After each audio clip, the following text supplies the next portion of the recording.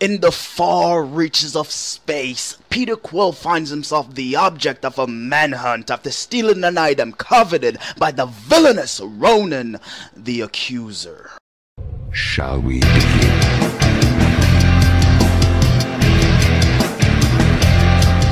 Ever since Iron Man in 2008, all the Marvel Cinematic Universe films have all been connected to one another. Then comes Guardians of the Galaxy, which is totally relevant to all the other movies. Iron Man is the billionaire playboy philanthropist, Thor is the god of thunder, Hulk is the raging green monster, and Steve Rogers is the super soldier, and then you got, Black Widow, pew pew pew pew pew pew pew pew. You got Hawkeye, pew, pew, pew, with his arrows, pew, pew. He's kind of like Legolas from The Hobbit and The Lord of the Rings. He's not quite on Legolas level yet, but he's getting there. Point is, those are superheroes. However, when you look at Guardians of the Galaxy, you have a thief, two thugs, a maniac, and an assassin. It is supposed to be a superhero movie, but while you're watching, superhero will not cross your mind because it is not really a superhero type of movie. This is an epic space adventure with awesome acting, action, music, humor, visuals, and a movie that has a lot of heart. I saw a couple of TV spots saying this movie was better than the Avengers, and I'm like,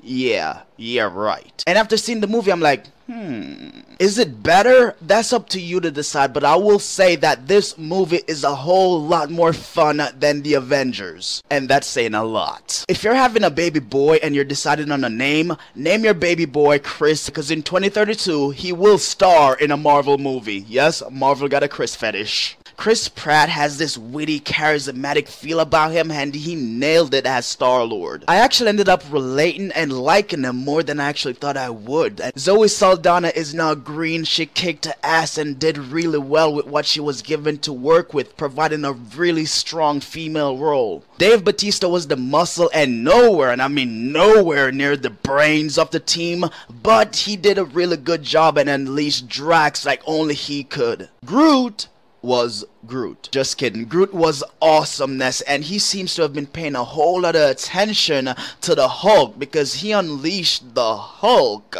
if you know what I mean. As for Rocket, Rocket was an asshole. Whoa, Rocket, put that down, man. I'm only kidding. It's only a joke, man. Just like that prosthetic leg thing, man. It's only a joke, alright? No need to shoot. No need to shoot.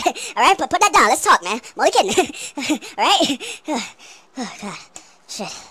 That was close. James Gunn wanted Rocket to be the heart and soul of the film. Well, yeah, he succeeded. Rocket was the heart and soul of the film and more. Rocket was the standout character. He totally stole this movie. And after seeing the movie, I dare you, tell me I'm wrong. Tell me I'm wrong. Come on, tell me I'm wrong. Tell me Rocket did not steal this movie.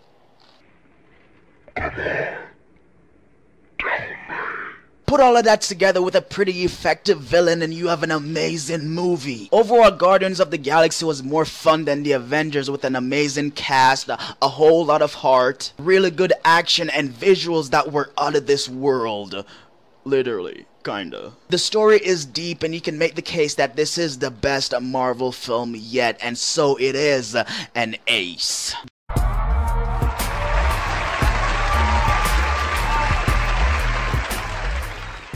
Director James Gunn was superb, and the song, the late 60s, 70s music soundtrack, it was incredible. So that concludes the non-spoiler section of this video, and now begins the spoiler analysis. You have been warned. Thanos is gonna need a new right-hand man, alright? I loved it how Ronan the Accuser unleashed that sonic wave onto the Chitauri's leader face that turned his head around.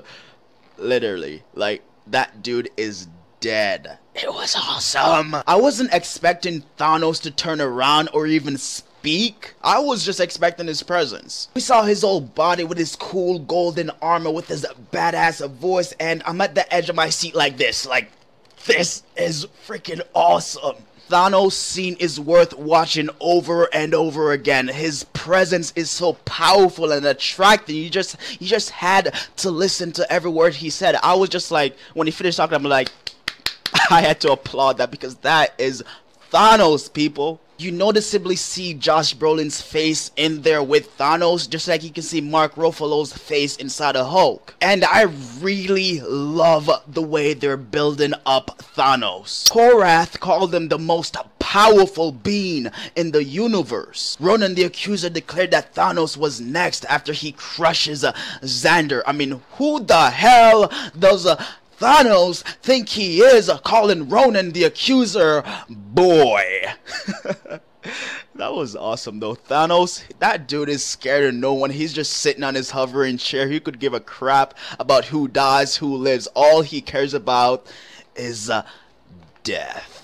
Gamora and even Nebula hates Thanos' guts. And he's next on Drax to destroy list. They had that show called Everybody Hates Chris. Well, guess what? Everybody hates Thanos. And with all these people going after Thanos, that's how you know that Thanos is the ultimate badass in the Marvel Cinematic Universe. Thanos was also the bridge connecting the Guardians of the Galaxy to the Avengers. Everything that happened in the movie was pretty much irrelevant to everything that happened in the previous movies. When Korath and Star-Lord met again, Korath was like, Star-Lord, and I was like, finally. Star-Lord said the same thing and I'm like, yes. It's great to see the evolution of his name, so to speak. You know, it finally sticking and he doesn't have to call himself that mostly. Star-Lord. All the Guardians of the Galaxy had an unfortunate past which delivered the heart of the movie and led them to connecting with one another. Quill's mother dying of cancer when he was a child. Drax, Ronan killing his entire family courtesy of Thanos. Groot being the last of his species. Rocket, I believe he said he was ripped apart and put back together. And Gamora, who saw her entire family killed in front of her eyes by Thanos. I really wanted to get behind Drax in the film, but it is pretty hard to get behind a guy who is all muscles and pretty much no brains at all. There were some points early on in the film where his speech was a bit hard to understand, but you know, it got better throughout the film. Also, I wish Drax wasn't so comedic. There were some moments where the comedy just seemed forced with this character. I would have much preferred the badass Drax that doesn't give a crap about nobody but himself and killing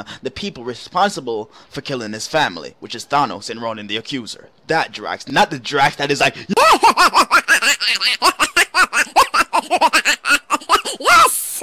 That Drax. No, get the hell out of here. Dave Batista brought energy and life to the character, and when he actually learns how to fight, maybe then I can call him the Destroyer, because he was just plain Drax. Someone with the codename the Destroyer shouldn't be getting their ass kicked like he got his ass kicked by Ronan the Accuser. Yes, Drax, I accuse you of being soft. Rocket made this movie. I still can't believe he was joking about the prosthetic leg. Oh no, I didn't really need it. Just imagine the guy hopping around on one leg. Just thought it would be funny. Rocket grew more than any other character in the movie, providing in the beginning he could not give a crap about anyone else not named Groot. But at the end, you know, close to the end of the film, he finally became a Guardian of the Galaxy. After Daenerys and Saul formed the awesome Nova Corps shield, and you know, Ronan just blasted them with the power of the space gem, you know, they were getting destroyed. Daenerys called out to Rocket. It was like Rocket, and Rocket couldn't help them, and it was that moment in the movie that really changed Rocket, that actually really made him into a hero. I loved it after that, how he flew the ship right into Ronan's sternum. Too bad he got back up though. We are Groot. I suppose we couldn't have an entire movie with Groot just saying, I am Groot. We had to change the vocabulary up, didn't we? Marvel. That was a really cool moment where he sacrificed his body to save his teammates, and Rocket Man, like, I really felt it for Rocket, because that's his longest, closest friend. You know, they're basically just got each other. You know, before Star-Lord, before Drax, before Gamora, it was just the two of them. So I kind of really felt it for Rocket, and just Rocket, man, just awesome. When Quill, followed by Gamora, Rocket, and Drax, and there was no Groot, I officially thought he was gone, because that was a huge moment to miss. You know, there are the Guardians of the Galaxy, and one of the Guardians is not there, so it was like 100% like in my mind that he died. But, you know, things don't always go like they seem. Next thing you knew, Rocket kept a piece of him, and he slowly regenerated, dancing at the end. messing with Drax. Alright, Marvel, you had me there. You had me there. A little tear was coming down. You had me there because I thought he was gone, but messing with our emotions, Marvel. I love it. I like that scene where Groot channeled up, you know, his inner Hulk, when he trapped those Kree soldiers with his, you know, his branches and just like bitch slapping them left, right, like backhand, forward hand, backhand, front hand, backhand, front hand. Then he charged that shit up like backhand, front hand, back, front, back, front, back, front, back. It's like, ah! You know, they got that scene, you know, from, you know, Hulk smashing Loki. I'm sure they got that from Hulk smashing Loki. And it was so epic, man. It was pretty epic, just Groot doing his thing. Like, Groot is such a freaking badass. Ronan the Accuser getting ready to unleash the finishing blow to Xander. Star-Lord then came in and blew him away with his awesome singing and dance moves. Ooh, child, the things are gonna get easier. Ooh, child, the things will get brighter. Ooh, child, the things are gonna get easier. Ooh, child, the things will get brighter. Someday, yeah, we'll put it together and we'll get it all done. Someday, yeah, when your head is much brighter. Someday, yeah, we walk in the rays of the beautiful sun. Someday, yeah, when your head is much brighter. Someday, yeah, woo! Someday, baby, someday, we put it together and we get it all. Ronan was amazed, stunned, shocked, puzzled, lost for words, and he's like, "What are you doing?" Marvel just has this thing with their villains. They just give their villains this one huge comedic moment. It was the same in Thor: The Dark World with Malekith. Now we got Ronan. It's kind of a good and also a negative though. Like, you want your villain to be taken seriously, but when your villain can't do anything against a dancing guy singing, ooh, what the hell is the name of that song? See, I forgot the song already. You know, like, why? Like, you would expect him to do something, but you know, he got fooled by a singing guy. So that was a bit of a good and a bit of a bad. Bad as it made the villain look kind of weak, and good as in the moment was the funniest part of the movie. It was crazy. Maybe it's just me, but throughout the entire film, I was just looking towards some Easter eggs that would lead to Richard Rider. Just something about Richard Rider, just a name, a mention, something. But I didn't see anything or hear anything like that. Like when the Kree was just attacking Xander, and you know the people were just left defenseless. You know, before Rocket came in and everything. I'm just like, come on, Richard Rider. Yeah, no Richard Rider. I really wanted to see more of Ronan because I thought he was a pretty good villain, but I guess it's really hard for them to give us a really good villain while introducing the main heroes at the same time. Thanos is ultimately after the Infinity Gems. The Avengers and Captain America brought us the blue Infinity Gem or the Mind Gem. Thor: The Dark World brought us the Ether or the Red Power Gem. And this Guardians of the Galaxy brought us the Purple Space Gem. So Odin got the Infinity Gauntlet in his vault, the Collector got the Power Gem, the Nova Corps has the Space, and Odin also has the Mind Gem. You know, Thor delivered it to Odin, you know, at the end of the Avengers. 3 down, 3 to go. Thanos is just chilling in his hover chair knowing exactly where these 3 gems are, and only awaiting the discovery of the other 3. Look at all these people going after Thanos. Just imagine the power that he will have if he gets his hand on all 6 Infinity Stones. Like, that is when Thanos will truly become omnipotent and nobody will be able to stop this dude. Like, you're gonna have to go to way into the Marvel vault, so I guess you can say that, to get some people that can stop this dude. Adam Warlock, maybe?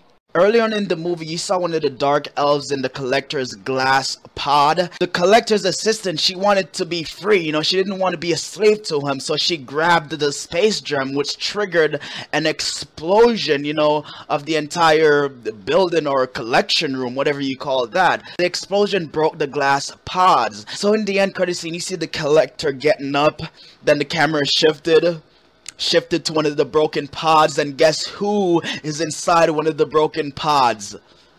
Howard The duck, that dude is just sitting there. He's just like sitting there. I have no idea I don't even remember if he spoke, to be honest with you, because I was just so freaking shocked that Howard the Duck is officially a part of the Marvel Cinematic Universe. I mean, do you understand what this means? You could possibly see Howard the Duck teaming with Tony Stark, Howard the Duck teaming with Captain America, Howard the Duck being Hulk's assistant or some shit, Howard the Duck carrying Thor's hammer. Yes, he can do that shit. Alright, maybe he can. Point is, you can see Howard the Duck in his own movie getting sequels up in the Marvel Cinematic Universe. Marvel still has some untitled movies coming out in the next few years. Maybe Howard the Duck is one of them. My god, this news, it is incredible. I mean, do you understand what this means? Howard the Duck was the second character based on the Marvel comics to get his own movie, the first being Captain America. My god, Howard the Duck is officially a part of the Marvel Cinematic Universe. Again, I have no idea what he said. I was just shocked. I don't even remember if he spoke. Guardians of the Galaxy was pretty epic. Share your thoughts on the film below. And if you like what I do here, want to see more, click that subscribe button and join the ascension. Together we rise. Ooh! What are you doing? Ooh, child, the things are gonna get easier. Ooh, child, the things will get brighter. Ooh, child, the things are gonna get easier. Ooh, child, the things will get brighter. Someday, yeah, we'll put it together and we get it all done. Someday, yeah, when your head is much brighter. Someday, yeah, we walk in the rays of the beautiful sun. Someday, yeah, when your head is much brighter. Someday, yeah.